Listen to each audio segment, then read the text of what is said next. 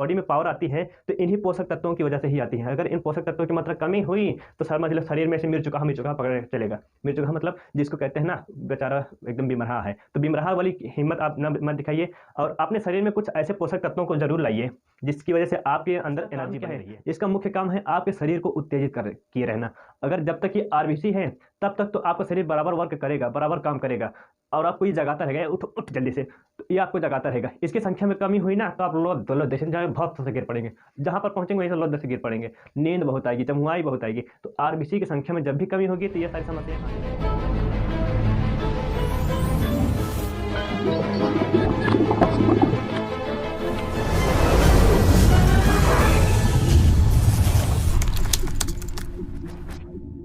जय हिंद फ्रेंड्स, हमारे YouTube channel PSS classes में एक बार फिर से स्वागत है आपका। आज हम आपके लिए जो वीडियो लेकर आए हैं वो है हमारा रुधिर परिसंचरण तंत्र। रुधिर परिसंचरण तंत्र कहते हैं इसको इंग्लिश में ब्लड सर्कुलेटरी सिस्टम। क्या बाबू? Blood circulatory system. अब सिस्टम का मतलब क्या होता है, इसके पहले वाले वीडियो में हम सिस्टम का मतलब बता दिए हैं कि कई सारे अंग मिलकर एक ही काम को करेंगे तो आपका सिस्टम कहलाएगा। क्लियर है यहाँ तक? हमारे ब्लड सर्कुलेटरी सिस्टम में भी बहुत सारे अंग आ जाते हैं जो एक ही काम को करते हैं, मतलब परिवहन का काम करते हैं, परिसंचरण का काम करते हैं, वो हमारा परिसंचरण तंत्र कहलाएगा। क्लियर है यहाँ तक? अब आगे देखते हैं कि इस वाले पार्ट में हम समझने वाले हैं कि रक्त क्या है, रुधिर क्या है, ब्लड। रक्त, रुधिर, ब्लड, इसको तीनों चीज़ कहते हैं। आप दिमाग में बैठा लीजिएगा, इसको कंफ्यूज मत होइएगा। अब इसका अध्ययन कहलाएगा सेरोलॉजी या फिर हिमेटोलॉजी। क्या चीज़ बाबू? सेरोलॉजी या फिर हिमेटोलॉजी। ब्लड का अध्ययन, रुधिर का अध्ययन कहलाता है सेरोलॉजी या फिर हिमेटोलॉजी। यहाँ तक क्लियर हो गया? अब आगे समझ लेते हैं कि ब्लड की प्रकृति कैसी होती है, वो क्या होता है। कुछ लोग कहते हैं कि हाँ उसका स्वास्थ्य सही नहीं हो रहा है, मतलब उसका खून जो है, उसका रक्त जो है वो खराब है, उसमें कुछ अशुद्धियाँ पाई जाती हैं। तो ऐसा क्यों होता है? उसका रक्त शुद्ध कैसे होता है, अशुद्ध कैसे होता है, इसके बारे में पूरी डिटेल में जानकारी हम प्राप्त करने वाले हैं। उसके लिए आपके वीडियो को लास्ट तक जरूर बने रहना होगा। यहाँ पर समझ लेते हैं कि प्राकृतिक कोलाइड। बाबू, प्राकृतिक कोलाइड का मतलब क्या होता है कि कोई एक ऐसा तरल पदार्थ है, कोलाइड का मतलब एक ऐसा तरल पदार्थ है जिसमें ऐसे जिसको छानने पर कुछ ना कुछ उसमें पार्टिकल्स बच जाते हैं, छानने पर कुछ ना कुछ पार्टिकल्स बच जाते हैं, उसको कहते हैं कोलाइड। तो रक्त क्या है? एक तरल है, संयोजी ऊतक भी है। संयोजी ऊतक का मतलब क्या है कि ऐसा पदार्थ जो हमारे पूरे बॉडी को जोड़ कर रखता है। क्या चीज़ बाबू? ऐसा पदार्थ जो हमारे पूरे बॉडी को जोड़ कर रखता है, उसको कहते हैं संयोजी ऊतक। रुधिर एक तरल होता है, तरल रूप में होता है, इसलिए इसको तरल संयोजी ऊतक कहते हैं। यहाँ तक कोई डाउट नहीं है। अगर आपने संयोजी ऊतक वाला चैप्टर नहीं देखा है, उस वाले वीडियो को नहीं देखा है, तो डिस्क्रिप्शन बॉक्स में उसका लिंक मिल जाएगा, आप वहाँ से जाकर के जरूर देख लेना, आपको पूरा कॉन्सेप्ट क्लियर हो जाएगा वहाँ पर तरल संयोजी ऊतक है क्या। क्लियर है? अब ब्लड का पीएच क्या होता है, एग्जैक्ट पीएच की बात कर रहे हैं बाबू, 7.35 से 7.45 होता है। इसको नॉर्मली लिखते हैं, औसतन लिखते हैं तो 7.4 लिखते हैं। क्लियर हो गया यहाँ तक? अब आगे देखते हैं कि इसका स्वभाव क्या होगा। तो अगर 7 के नीचे है बाबू, 7 के नीचे है तो यहाँ पर ध्यान देना कि वो अम्लीय होगा। 7 के ऊपर जाएगा तो स्वभाव कैसा हो जाएगा? क्षारीय हो जाएगा। मतलब रक्त हमारा 7 के ऊपर है तो इसका मतलब ये क्या है? क्षारीय है। क्लियर है यहाँ तक? अब आगे देख लेते हैं कि हमारे जो पुरुषों में होते हैं, कहते हैं ना कि पुरुषों की ज़्यादा मांसपेशियाँ काम करती हैं और वो ज़्यादा तगड़े होते हैं, ज़्यादा ताकतवर होते हैं। ऐसा क्यों होता है? क्योंकि उसमें ब्लड की मात्रा ज़्यादा पाई जाती है, महिलाओं में कम पाई जाती है, इसलिए उनको कहते हैं कि कमज़ोर है। लेकिन वो भी कमज़ोर नहीं है। रानी लक्ष्मीबाई क्या कमज़ोर लगती हैं आपको? ये आप सबकी मतभेद, मतलब दिमाग की मानसिकता है। वास्तव में महिलाएं कमज़ोर नहीं होती हैं, बस लोगों की समझने की फ़र्क है। क्योंकि कल्पना चावला भी एक इंडियन थी, लेकिन वो भी अंतरिक्ष में गई थी और प्रथम महिला भी थी। क्लियर है?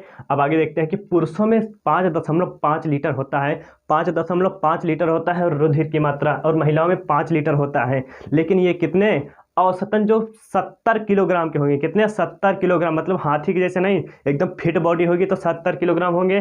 तो उनके अंदर 7 से 8%, उनके भार का 7 से 8% ब्लड पाया जाएगा। कोई डाउट नहीं है, कोई क्लियर हो गया यहाँ तक? अब आगे देखते हैं कि इसका निर्माण जो होता है बाबू, निर्माण कहाँ पर होता है? रुधिर तो हम समझ रहे हैं कि निर्माण कहाँ पे होगा। तो जो रुधिर होता है बाबू बचपन में मतलब जब उनकी हड्डियां उड़ती रहती है ना, बच्चों को देखोगे अगर उनको ऐसे पकड़ोगे तो उनकी हड्डियां मुड़ जाएंगी, तो उस वक्त उनके वो छोटे रहते हैं। और जब भ्रूण में रहते हैं, मतलब पेट में, माँ के गर्भ में रहते हैं, उस समय ब्लड का निर्माण होता है उनके लीवर में होता है, या फिर लीवर में होगा या फिर प्लीहा में।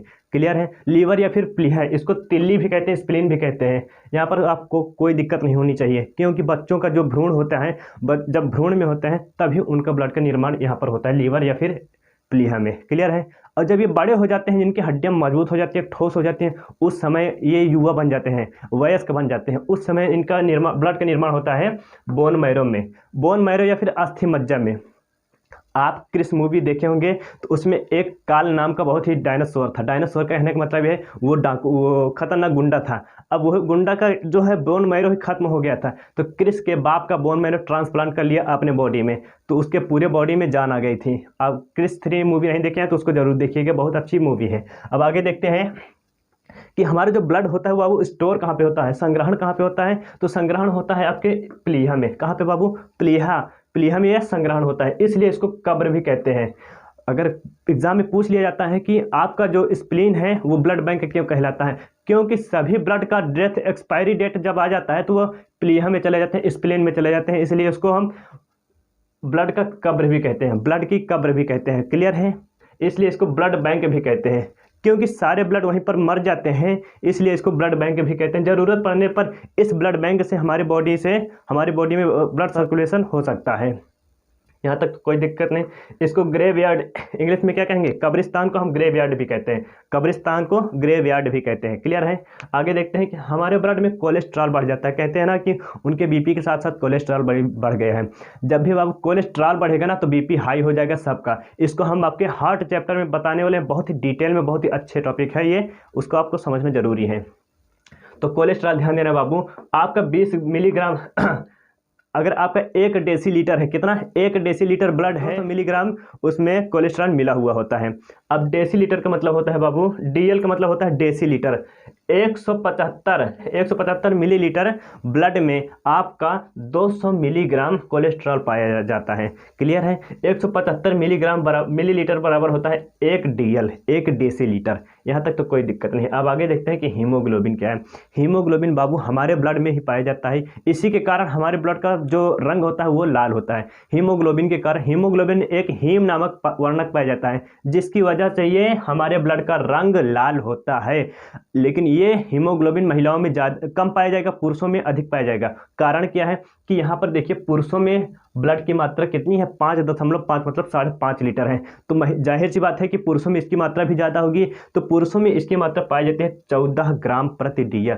कितना बाबू? 14 ग्राम प्रति डीएल। महिलाओं में 13 ग्राम प्रति डीएल ये पाया जाता है। क्लियर है? अब आगे देखते हैं कि रुधिर परिसंचरण तंत्र की खोज किसने की थी? जो हमारे ब्लड में, पूरे शरीर में ब्लड परिसंचरण दौड़ता रहता है, इधर उधर भागता रहता है ना, तो उसकी खोज किसने की थी? किसने बताया था कि हमारे जो ब्लड है वो एक स्थान पर नहीं रुकता, वो भागता रहता है, एक तरल रूप में भागता रहता है इधर उधर। तो उसको खोजे थे विलियम हार्वे। ये बहुत ही महत्वपूर्ण विज्ञान, इनका आप याद रखिएगा, ये एग्जाम में भी पूछा जाता है कि रुधिर परिसंचरण तंत्र की खोज किसने की थी? तो विलियम हार्वे ने की थी। क्लियर है यहाँ तक? अब आगे देखते हैं कि रुधिर के कार्य क्या हैं। अगर काम समझ लेते हैं बाबू तो आपको हार्ट जब पढ़ेंगे तो आपको उसमें कोई भी दिक्कत नहीं होगी, क्योंकि रुधिर का कार्य बहुत ही इंपॉर्टेंट है। ये एग्जाम में भी आ जाता है कि ब्लड के कार्य बताइए, रुधिर के कार्य बताइए। तो यहाँ पे आगे समझ लेते हैं। रुधिर का कार्य का सबसे काम मोस्ट इंपॉर्टेंट है कि यह ताप का नियंत्रण रखता है। क्या चीज़ बाबू? ताप को नियंत्रित रखता है। जैसे आपके शरीर में घर्षण होता है, जैसे आप ऐसे घर्षण करेंगे, जितना जल्दी घर्षण करेंगे उतना ही तेज आपका गर्म होता जाएगा। अब ताप का नियंत्रण कैसे करेगा? ये रुधिर जो है, रुधिर क्या है? हमारे पूरे रुधिर वाहिनियों में संचरित होता रहता है, दौड़ता रहता है, भागता रहता है। तो हमारी नसों में इसका तो घर्षण होता है ना बाबू, नसों में तो घर्षण होता है। तो जब भी नसों में घर्षण होगा, अगर आराम से हो रहा है घर्षण तो हमारा बॉडी नॉर्मल रहेगा। वही घर्षण तेज हो जाएगा तो तेज से फिर हमारा बॉडी ज़्यादा गर्म हो जाएगा, जिसको कहते हैं बुखार आ गया बच्चा को। तो बुखार कैसे आता है? हार्ट बीट जब बढ़ेगी तो ब्लड प्रेशर हाई होगा, ब्लड प्रेशर हाई होगा तो ऐसे माथुआ टोएंगे तो दर्द हो रहा है बचुआ को, बुखार। डॉक्टर नाड़ी चेक करते हैं, यहाँ पर आपकी धमनी होती है, यहाँ पर चेक करेंगे तो यहाँ पर एक धमनी होगी, टप टप बोलती रहेगी।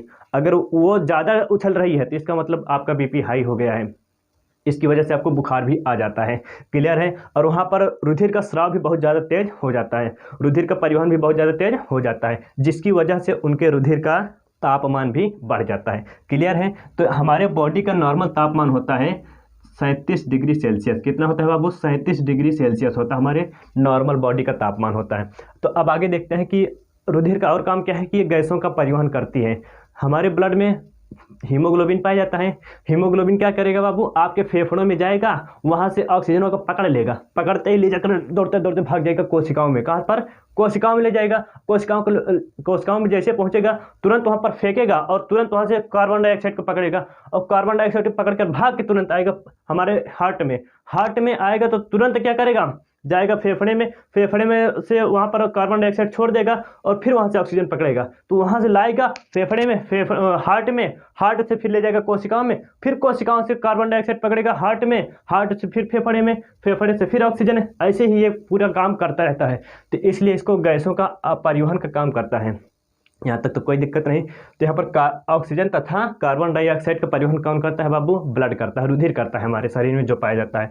अब आगे देखते हैं कि उत्सर्जित पदार्थ का परिवहन भी करता है। उत्सर्जित पदार्थ क्या है? हमारे शरीर में कुछ ऐसे अपशिष्ट पदार्थ बन जाते हैं जिनका शरीर से बाहर निकालना अति आवश्यक होता है, उन पदार्थों को कहते हैं उत्सर्जित पदार्थ। क्लियर है? अब उत्सर्जित पदार्थ क्या है? अमोनिया, यूरिया, यूरिक अम्ल।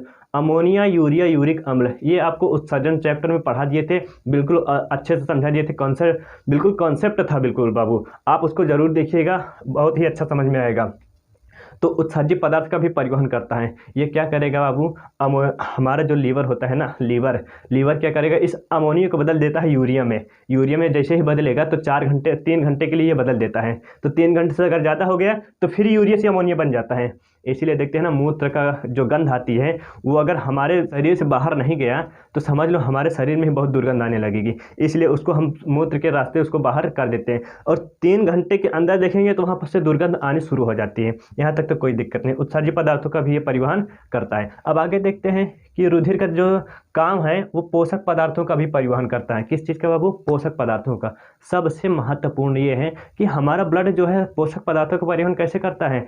देखिए बाबू, हमारा जो छोटी आंत में छोटे छोटे रसांकुर जिसको विलाई कह रहे थे वो पाया जाता है, उनमें छोटी छोटी जाल जैसे संरचनाएं पाई जाती है जिसको हम केशिका तो कहते हैं। अब वो जाल जैसी केशिकाओं की संरचना होती है, रुधिर वाहिनियाँ होती हैं। अब वही रुधिर वाहिनियाँ क्या करती हैं, आपकी छोटी आंत में जितने भी मुख्य पोषक तत्व हैं उनको क्या करें, चूस लेगा, खींच लेगा। वहाँ पर अवशोषण की क्रिया हो रही है। जैसे वो अवशोषित करेगा तो तुरंत वो ब्लड में मिल जाएगा आपके पोषक तत्व, वो तुरंत आपके ब्लड में भागते रहेंगे, इधर उधर भागते रहेंगे।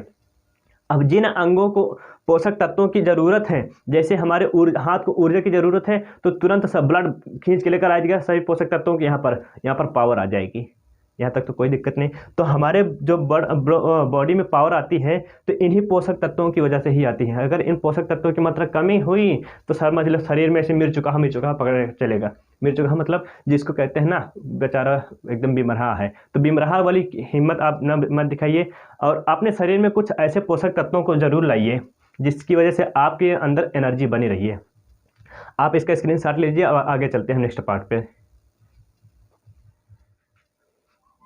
ठीक है फ्रेंड्स, अब बिल्कुल कंसंट्रेट होकर देखिएगा। यहाँ पर रुधिर के घटक बताने वाले हैं कि रुधिर हमारा किस किस चीज़ से मिलकर बना होता है।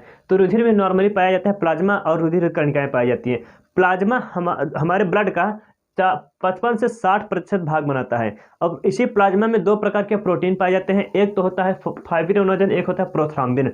फाइब्रिनोजन का काम क्या होता है बाबू, ये हमारे जो प्लाज्मा होता है ना, प्लाज्मा को पीला करता है और इसको थोड़ा सा गाढ़ा कर देता है। प्लाज्मा से अगर फाइब्रिनोजन को निकाल लेते हैं तो प्लाज्मा क्या होगा, थोड़ा सा पीला ही रहेगा, लेकिन ये थोड़ा सा पानी की तरह से हो जाएगा, इसलिए फाइब्रिनोजन इसको गाढ़ा भी करने का काम करता है। अब आगे देखते हैं, जो रुधिर कणिका है या रुधिराणु है, ये हमारे पूरे ब्लड का 40 से 45% भाग बनाता है। पूरे ब्लड का 40 से 45% भाग बनाता है। अब इस रुधिर कणिका में 3 टाइप की रुधिर कणिकाएं और आ जाती हैं। 3 टाइप की रुधिर कणिकाएं और आ जाती हैं। पहले को कहते हैं आरबीसी, दूसरे को कहते हैं डब्ल्यूबीसी, तीसरे को कहते हैं प्लेटलेट्स। आरबीसी को हम नॉर्मली लाल रुधिर कणिका या फिर रेड ब्लड कार्पसेल्स कहते हैं। डब्ल्यूबीसी को व्हाइट ब्लड कार्पसेल्स या फिर श्वेत रुधिर कणिका कहते हैं। प्लेटलेट्स को प्लेटलेट्स से ही कहेंगे, वहाँ पर कोई दिक्कत नहीं है। अब देखिए, जो आरबीसी होता है इसका टेक्निकल नाम क्या है, बायोलॉजिकल नेम, मतलब जो साइंस की भाषा में है उसको क्या कहते हैं, आरबीसी को कहते हैं एरिथ्रोसाइट। आर से एरिथ्रो, क्लियर है, आर से एरिथ्रोसाइट्स, डब्ल्यूबीसी से ल्यूकोसाइट्स और प्लेटलेट्स को हम थ्रोम्बोसाइट भी कहते हैं। अब देखिए आगे, जो आरबीसी है बाबू, ये हमारे बॉडी में जो ब्लड है, ब्लड में कितना पाया जाएगा, तो आरबीसी जो है 45 से 50 लाख प्रति घन मिलीलीटर पाया जाता है। कितना प्रति घन मिलीलीटर थोड़ा सा होता है, उसमें आपका 45 से 50 लाख आपके आरबीसी पाए जाते हैं। अब इनका जीवन काल होता है सबसे अधिक दिन, ये सबसे ज़्यादा पाए भी जाते हैं और सबसे अधिक दिन इनका जीवन काल भी होता है। ये नॉर्मली जीते हैं 120 दिन। सभी रुधिराणु जो होते हैं एक निश्चित समय तक जीते हैं, उसके बाद मर जाते हैं। मरेंगे कहाँ पर? प्लीहा या फिर तिल्ली में मरते हैं जाकर। इसलिए रुधिर का ब्लड बैंक भी उसी को कहते हैं और रुधिर का कब्र भी उसी को कहते हैं। आगे देखते हैं कि जो WBC है, WBC हमारे ब्लड में सबसे कम पाया जाता है। इसकी मात्रा होती है 10,000 प्रति घन मिलीलीटर होती है, लेकिन इनका जीवन काल भी सबसे कम ही पाया जाएगा। ये 4 दिन ही जीते हैं अमूमन। ठीक है, आगे देखते हैं कि जो प्लेटलेट्स होता है बाबू, प्लेटलेट्स से हमारे बॉडी में 2 से 3 लाख प्रति घन मिलीलीटर पाया जाता है। कितना? 2 से 3 लाख प्रति घन मिलीलीटर पाया जाता है। इनका जीवन काल 7 दिन होता है। तो उम्मीद है आपको समझ में आ रहा है। अब आगे हम चलते हैं इसके हम मुख्य पॉइंट पर।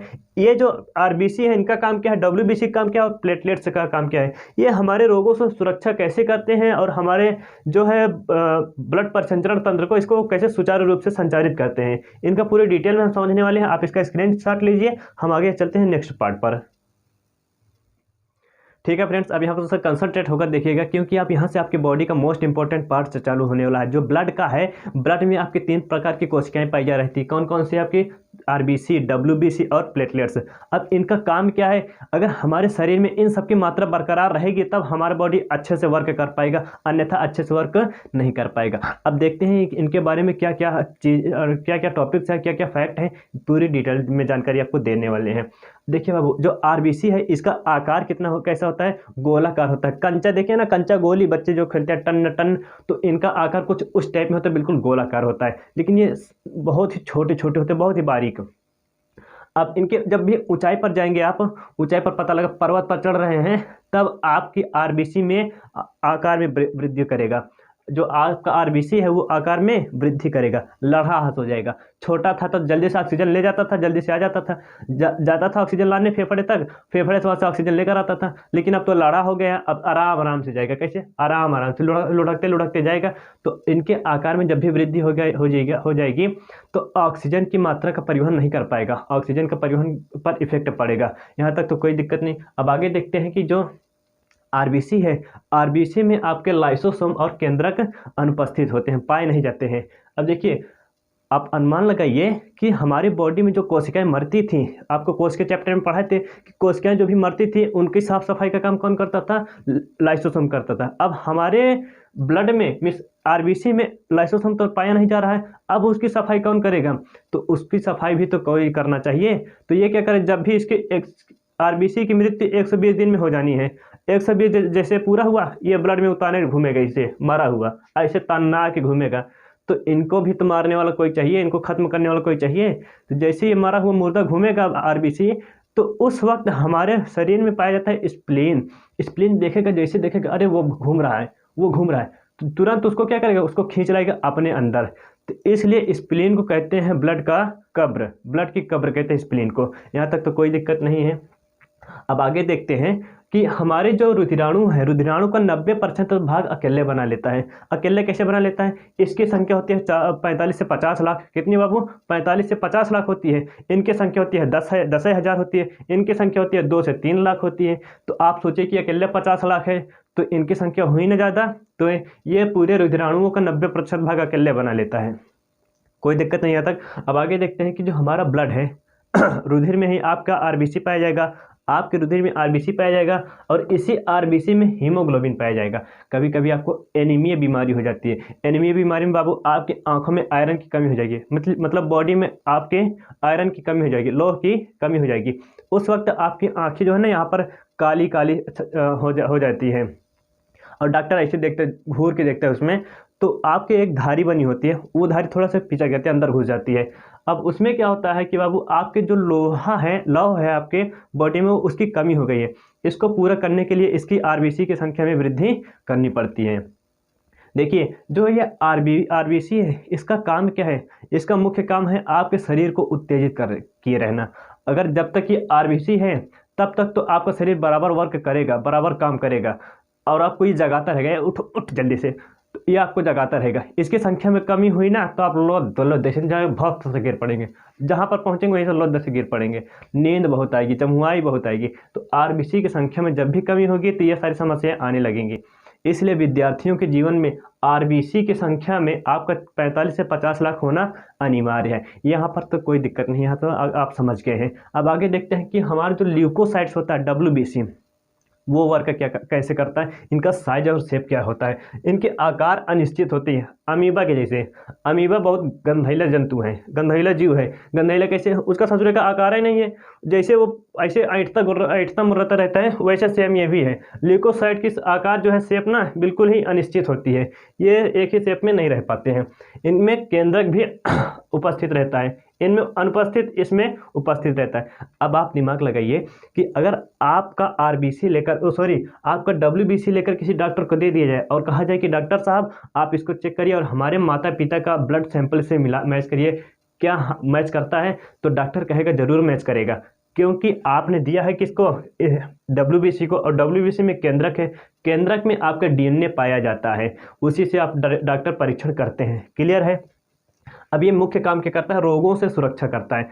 हमारे बॉडी में कोई भी रोग एंट्री करेगा तो तुरंत ये पहचान लेगा। अब पहचानता कैसे, इसके WBC के कई प्रकार हैं, मुख्यतः 3 प्रकार होते हैं, एंटीबॉडी, लिम्फोसाइट्स, मोनोसाइट्स।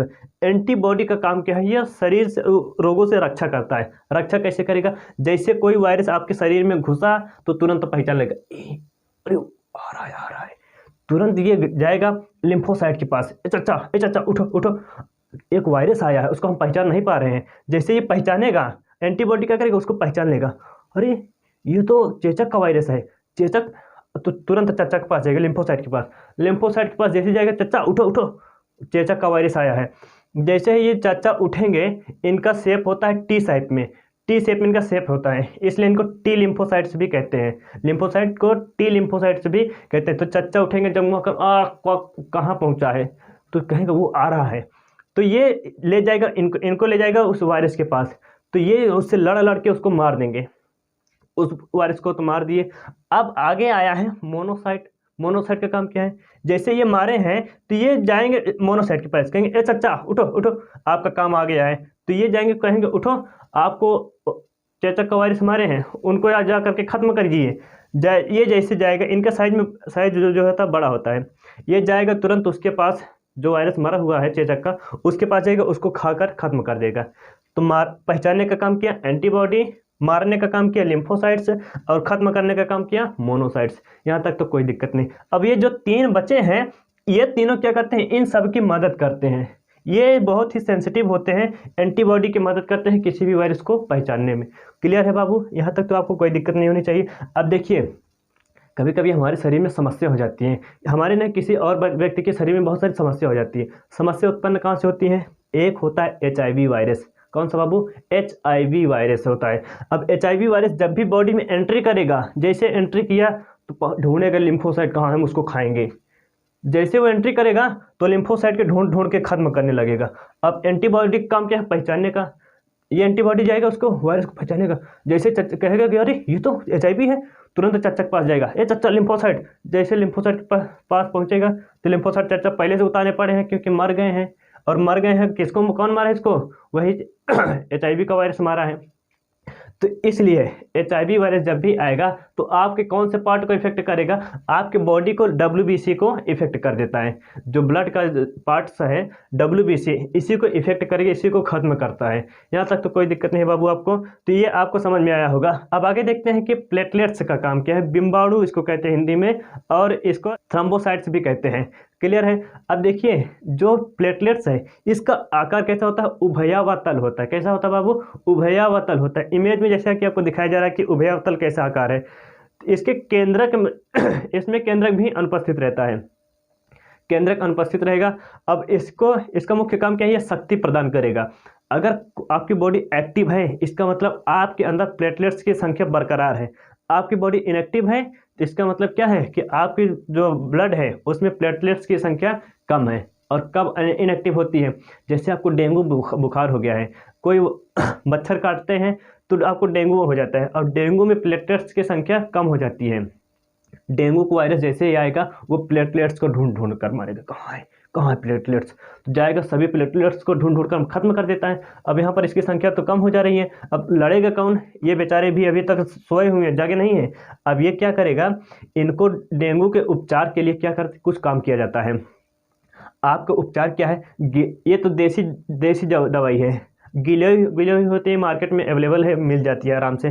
गिलोई या फिर एलोवेरा, इन सब का काढ़ा बनाकर पीना चाहिए, तब आपके डेंगू के जो प्लेटलेट्स है ये प्लेटलेट्स में बढ़ेगा और इनको ख़त्म कर देता है। और बकरी का दूध और पपीते के पत्ते, बकरी के दूध और पपीते के पत्ते मिक्स करके बिल्कुल पेस्ट बना लीजिए और उसको बिल्कुल शरबत के जैसे बना करके पीजिए, सुबह शाम इसको पीजिए और बहुत ही जल्दी आपके बॉडी से प्लेटलेट्स की संख्या में वृद्धि होती है। और आपके जो फल हैं, फल बाबू आप कितना भी खाइए, जितना मिल जाए उतना ठूंसते रहिए, दिन भर ठूंसते रहिए, कोई दिक्कत नहीं है, क्योंकि फल सारी बीमारियों से लड़ने में मदद करता है। फल में आपके बहुत सारे एंटीबॉडीज़ पाए जाते हैं जो हमारे रोगों से लड़ने में मदद करते हैं। अब यहाँ तक तो कोई दिक्कत नहीं है। अब देखिए, ये जो प्लेटलेट्स हैं हमारी बॉडी में, प्लेटलेट्स की संख्या में अगर कमी हुई, अगर 3 लाख है प्लेटलेट्स हमारी बॉडी में, तो 3 लाख से जैसे कम हुआ तो आपकी सुस्ती, जमुआई, बहुत सारे रोग भी आपको घेर लेंगे। अब इनको कैसे हैंडल किया जाए, जैसे आपको कहीं भी आप जाते रहते हैं तो बीमारी हो गई आपको तो बहुत दस गिर पड़ेंगे, सलोद दलोद गिरते रहेंगे, इनसे समस्या बहुत ज़रूरी है बाबू। अगर आप एक स्टूडेंट हैं तो आप इनका जो है चेक करा कर डॉक्टर से संख्या इनकी पता कीजिए। अगर आपकी इससे 2 लाख से कम है, मीन्स 2 लाख से कम है आपके प्लेटलेट से, तो आपको कोई ना कोई समस्या है। जब भी आप पढ़ने जाएंगे ये तो आपको उकसाएगा कि पढ़ जल्दी से, जैसे ये आपको उकसाएगा आप पढ़ने के लिए तैयार तो हो जाएंगे, लेकिन ये कहेगा कि बैठो आराम से, 1 घंटा पढ़ेंगे आप तो सुस्त सो जाएंगे तुरंत। तो ये आपको एनर्जी प्रदान करता है, आपकी बॉडी को एक्टिव रखता है हमेशा। ये आपको उकसाएगा, ये टाइमिंग बढ़ा देगा आपकी, ये पढ़ने में आपकी टाइमिंग बढ़ाता है। तो उम्मीद है मित्र आपकी ये वीडियो पसंद आई होगी। इसी के साथ मिलते हैं नए वीडियो में, तब तक के लिए जय हिंद, जय भारत।